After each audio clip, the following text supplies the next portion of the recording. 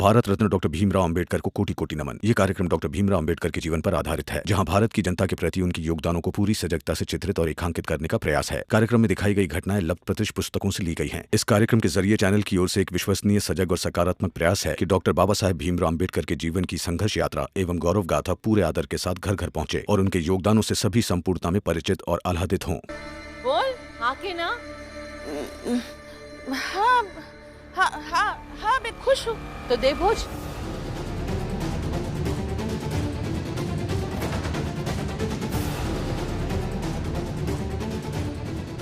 जीजाबाई का सच पता करे के खातिर ई पैतरा चल रही है बुआ।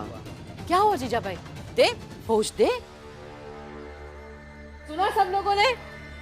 अब भोज जीजाबाई देगी, है ना जीजाबाई? चल जा, दे पैसे देकर आ जा। मेरे पास पैसे नहीं है। है ना पैसे तो अंदर जो संभाल कर रखे पेटी में, जा लेकर आ।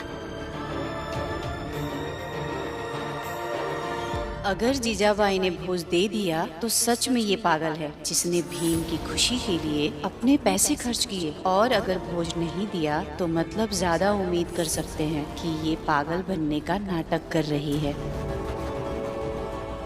दे पैसे। हाँ जीजाबाई, खुश हैं तो भोज दीजिए।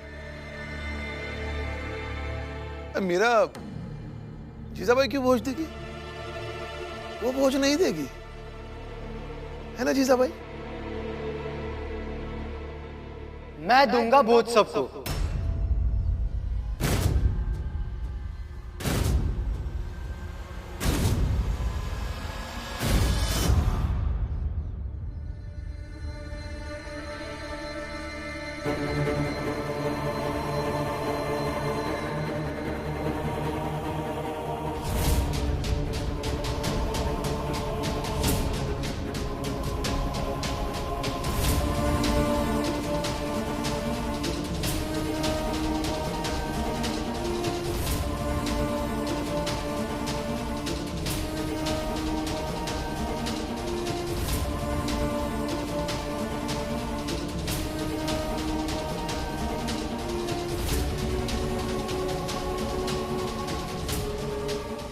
पुरुषोत्तम,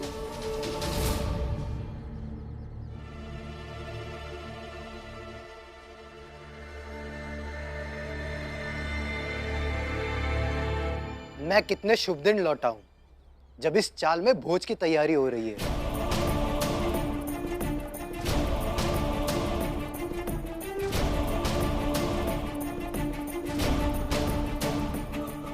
हितेश भाऊ, ये तो पुरुषोत्तम है ना?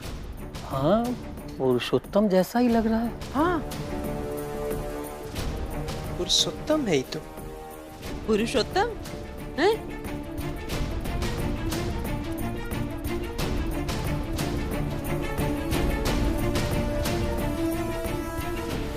वही हूँ जो सब लोग समझ रहे हो। सालों बाद लौटा हूं। खबरदार, खबरदार अगर एक कदम भी बढ़ाया।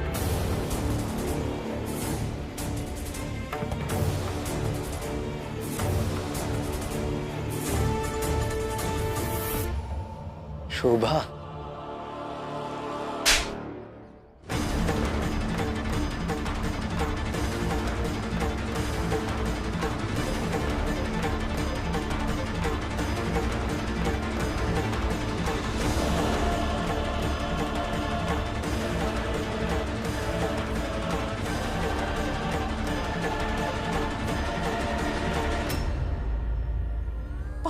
साल पहले छोड़कर गए थे ना, तो अब लौट कर आने की क्या जरूरत थी?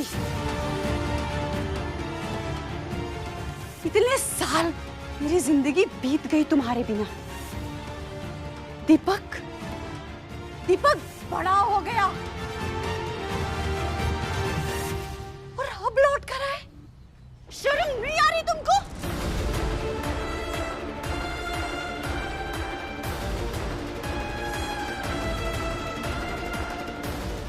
आई, ये कौन है?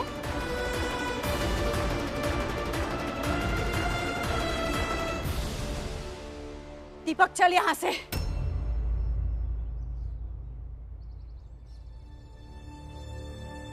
तुम दीपक हो? कौन हो आप? वही जिसने तुम्हारा नाम रखा था, तुम्हारा बाबा,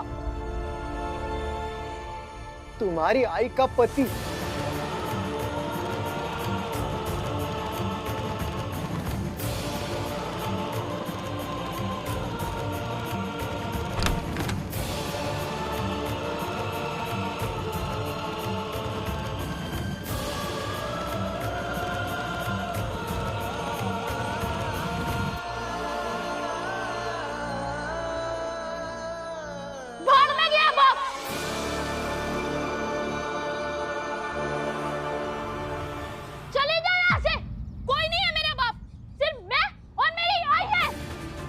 सिर्फ मैं और मेरा बेटा है, और कोई नहीं है, और कोई नहीं है।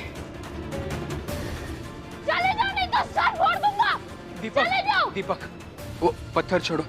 भीम भैया, कोई आदमी इतने साल बाद आके कहेगा कि ये मेरा बाप है और आई का पति, तो क्या मैं इसके गले लग जाऊं? सर फोड़ डालूंगा इसका। छोड़ो पत्थर,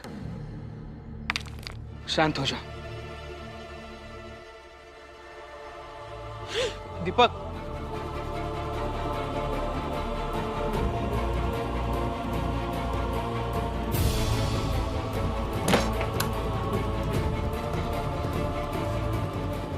आई, चिंता मत करो, मैं हूं ना।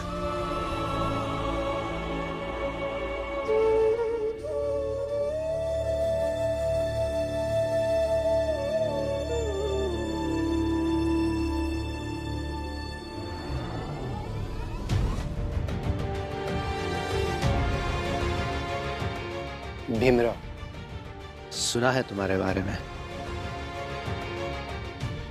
शोभा तो मुझे चौखट पर ही छोड़कर चली गई। बताओ अब मैं क्या करूं?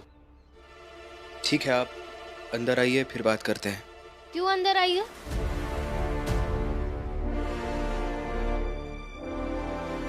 अंदर आने की कोई जरूरत नहीं है।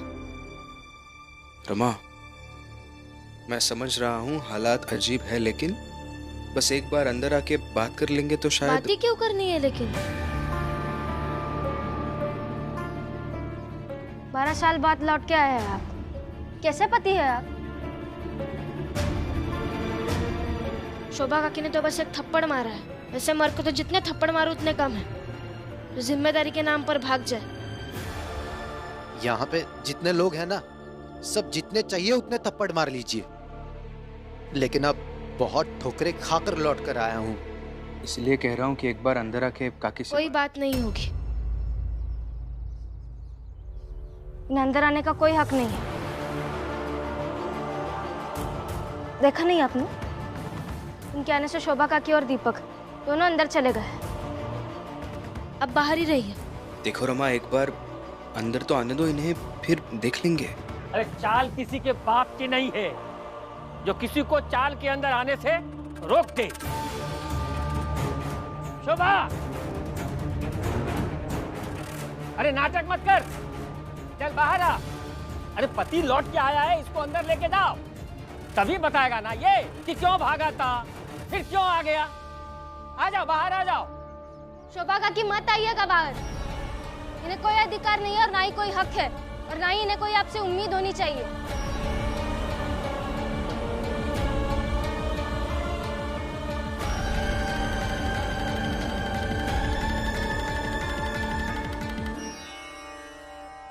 रमा, बात को समझो। क्या समझना है? रमा बिल्कुल सही कह रही है। क्या सही कह रही है? बात करेंगे तभी तो समझ में आएगा ना कि बात क्या थी।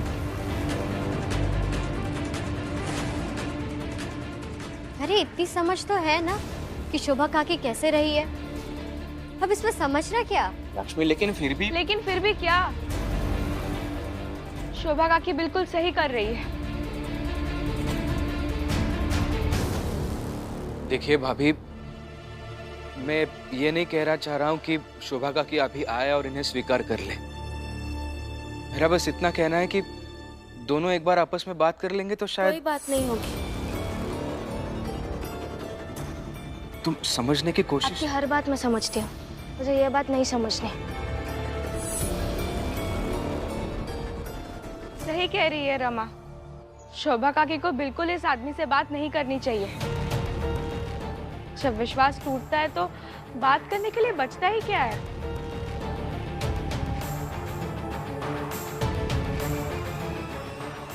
अपराधी हूँ विश्वास तोड़ने का। बस एक बार शोभा से बात कर लेने दीजिए। हमारे रिश्ते के बीच एक विश्वास का धागा खोज लेने दीजिए, अगर बचा है तो, और फिर से नई जिंदगी शुरू करने दीजिए। और अगर ये सब करके कुछ नहीं मिला तो मर जाऊंगा, लेकिन परेशान करने वापस नहीं आऊंगा।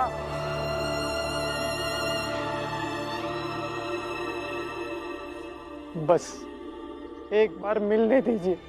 क्या मर जाऊंगा कर रहे हैं आप? अब मर्दों के पास आखिरी हथियार यही बचता है, कह देते हैं कि मर जाएंगे, और हम औरतें सब कुछ भूलकर आपको स्वीकार कर ले। क्यों? ताकि आप जिंदा रहे।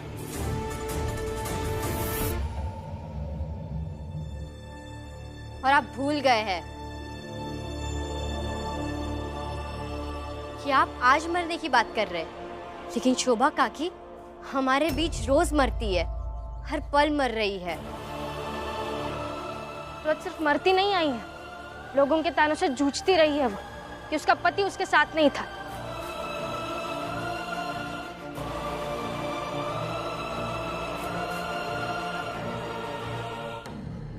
सही कह रही है रमा, मर जाती लेकिन मरी नहीं।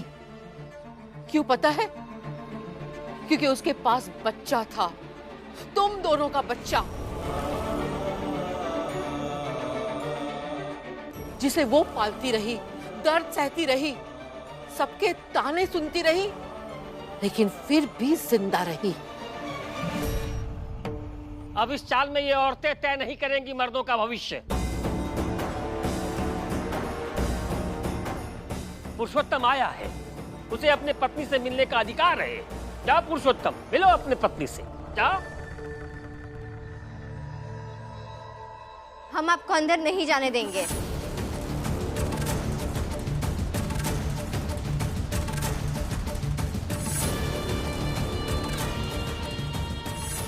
हाँ,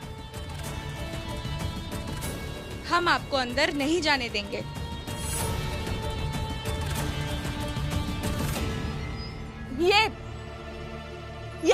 ये जो बीच में औरत खड़ी है ना, ये ऐसे ही हमेशा बीच में आती है।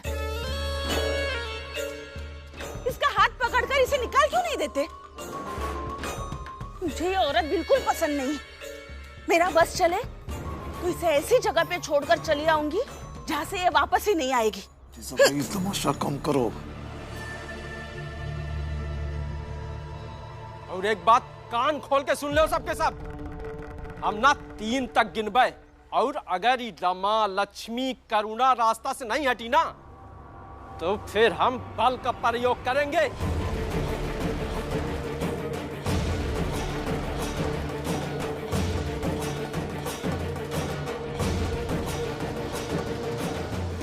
क्या कहा आपने? बल का प्रयोग करेंगे? मेरी पत्नी और मेरी भाभी है वो, उनके लिए मेरे सामने ये भाषा मैं बर्दाश्त नहीं करूंगा।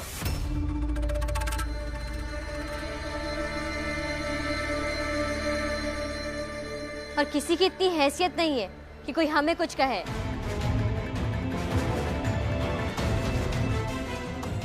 और अगर किसी ने भी बल के प्रयोग करने की बात भी की ना, तो यही पटक के मारूंगा। मैं यहाँ मारामारी बहसबाजी कुछ नहीं चाहता, बस शोभा से मिलना चाहता हूँ। मगर वो नहीं चाहती है ना आपसे मिलना। वो अगर मिलना चाहती तो वो यहाँ रुकती, लेकिन वो चली गई। तो आप क्यों जाना चाहते हैं उनके पीछे? करुणा, हाथ छोड़ो रमा का और यहाँ आ जाओ। लक्ष्मी, तुम भी यहाँ आ जाओ। नहीं, हम नहीं आएंगे। करुणा, मेरी बात मान। ऐसे क्यों किसी के मसले में टांग अड़ाना है? रमा, तुम भी हट जाओ उनके रास्ते से। आप भी जबरदस्ती कीजिए। आप जबरदस्ती करेंगे तो शायद मैं हट जाऊंगी, ऐसे तो नहीं हटूंगी। भीम, कुछ करो या पत्नी के सामने डर गए?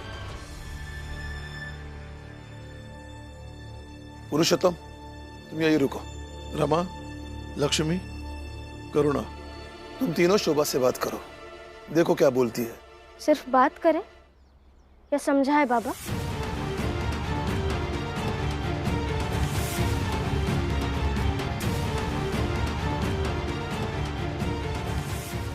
अब हम इन्हें शोभा काकी के पास नहीं जाने देंगे।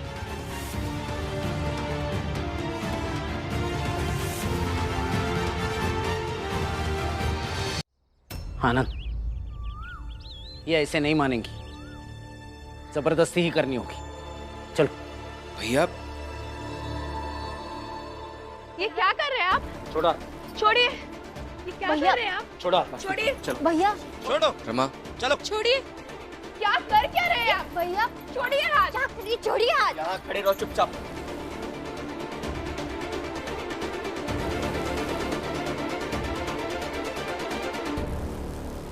रमा, रमा हट जाओ ना तुम भी। आप जबरदस्ती कीजिए तभी हटूंगी मैं।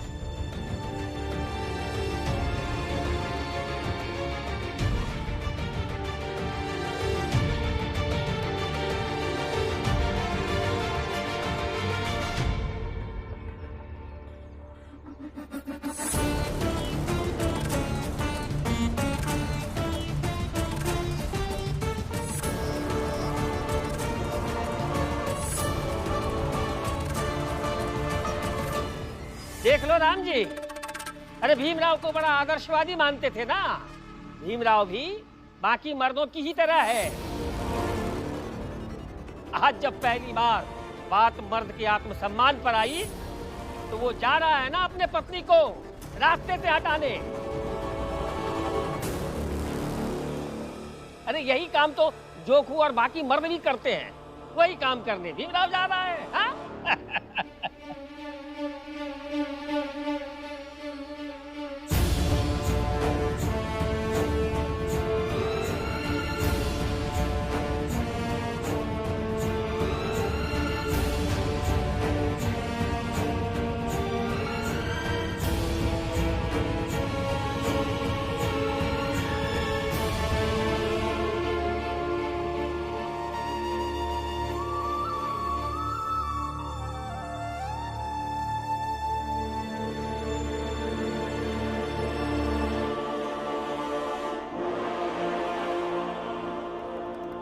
देखा, आपका बेटा भी बाकियों की तरह ही है। देखो,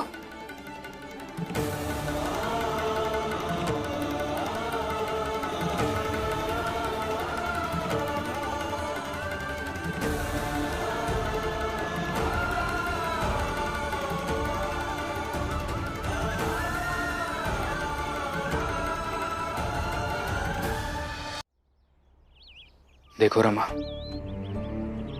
अगर मैं यहां से तुम्हें खींच कर ले गया होता तो बात सिर्फ इतनी नहीं होती कि तुम्हें रोकने के लिए मैं खींच कर ले गया, बल्कि बात यह हो जाती कि एक मर्द का झूठा आत्मसम्मान एक स्त्री की गरिमा को खींच कर ले गया,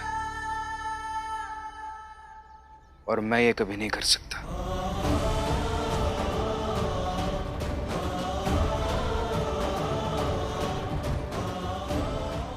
इसलिए कह रहा हूं, समझने की कोशिश करो। कुछ चीजें मेरे तुम्हारे हाथ में नहीं होती है। ये शोभा काकी और पुरुषोत्तम काका का आपसी मामला है। एक बार उन्हें बात करने दो।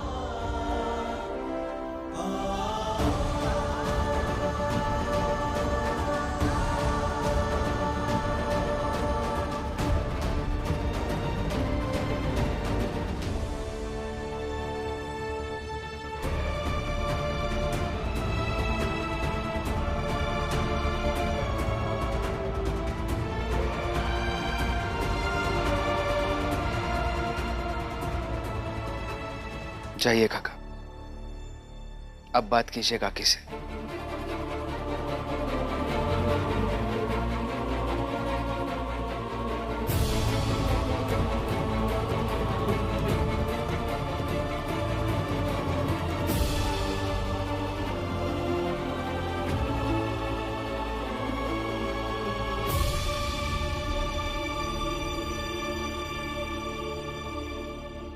जीजाबाई, भीम मेरा बेटा है।